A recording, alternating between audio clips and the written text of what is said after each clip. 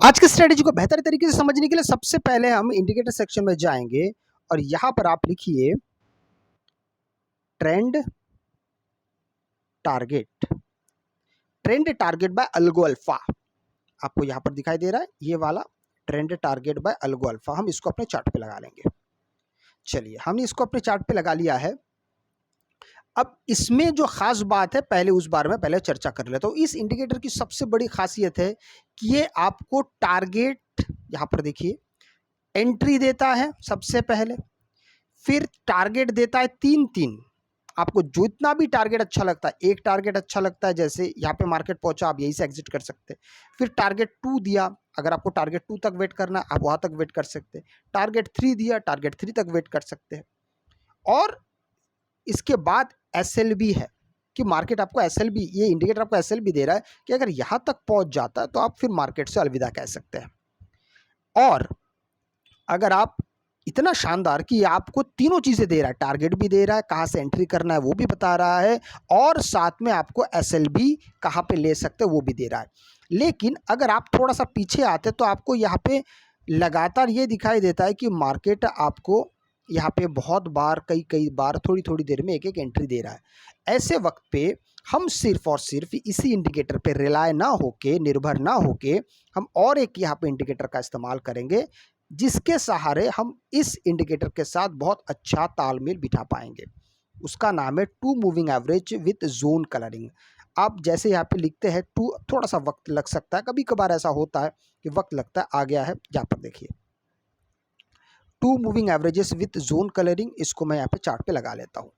Chart पे लगाने के साथ साथ अब इसके इंडिकेटर सेक्शन में हम जाएंगे, इसके सेटिंग्स में, और यहाँ पर हम लिखेंगे 10 लिखा हुआ है, इसको हम कर देंगे 20, और 100 लिखा हुआ है, इसको कर देंगे हम 30। स्टाइल में जाएंगे, सबसे नीचे लेवल्स ऑन प्राइस स्केल, इसको हम यहाँ से अनचेक कर देंगे। अब देखिए, अब हमारे लिए काफ़ी आसान हो गया। सबसे पहले इसी को ही देखेंगे, हम कहाँ से एंट्री करेंगे पहले ये समझना हमारे लिए काफ़ी महत्वपूर्ण है। तो क्या महत्वपूर्ण है भाई? हमारे लिए वो महत्वपूर्ण है जब तक मार्केट, भले ही आपको एंट्री दे रहा है, हमें इस बात का पूरा ध्यान है, लेकिन हम तब तक एंट्री नहीं करेंगे जब तक ये इस रिबन को, ये जो टू मूविंग एवरेज है, इसके पास टच ना करे और यहां पर प्राइस एक्शन ना बनाए। मैं थोड़ा सा इसको बड़ा कर देता हूं। अब देखिए, यहां पर अगर आप देखेंगे तो पहला ये जो कैंडल गया है, ये ग्रीन कैंडल है, इसने टच किया, यहां पर हम एंट्री नहीं कर सकते। इसके बाद फिर और एक कैंडल बनता है, ये रेड कैंडल। चलिए, यहाँ ये हमारा पहला सिग्नल है। अगला कैंडल फिर और एक बनता है जो उसके नीचे क्लोज होता है, तो यहाँ पे हमारा प्राइस एक्शन बन गया। अब हमारी एंट्री कहाँ पे होगी? बिल्कुल यहीं से होगी। अब स्टॉप लॉस की बात करते, फिर मैं टारगेट की बात करूंगा। स्टॉप लॉस अगर आप इसी इंडिकेटर के भरोसे अगर आप लेंगे तो शायद बहुत बहुत बहुत बड़ा स्टॉप लॉस हो जाएगा। क्योंकि देखिए, आप एंट्री कहाँ से कर रहे हैं? लगभग लगभग इस जगह से, यहाँ से आप एंट्री कर रहे हैं, ठीक है, यहाँ से एंट्री कर रहे हैं, आपका स्टॉप लॉस यहाँ पे, तो काफ़ी बड़ा स्टॉप लॉस हो सकता है। इसीलिए हम अपने प्रीमियम पे 5 पॉइंट का या 10 पॉइंट का, आप जैसे कि मान लीजिए आपने 100 रुपये का एक प्रीमियम लिया, तो 190 पे आप अपना स्टॉप लॉस रख सकते हैं, ये सबसे बेहतर है। आइए अब हम टारगेट की बात करते हैं। अब टारगेट कैसे होगा?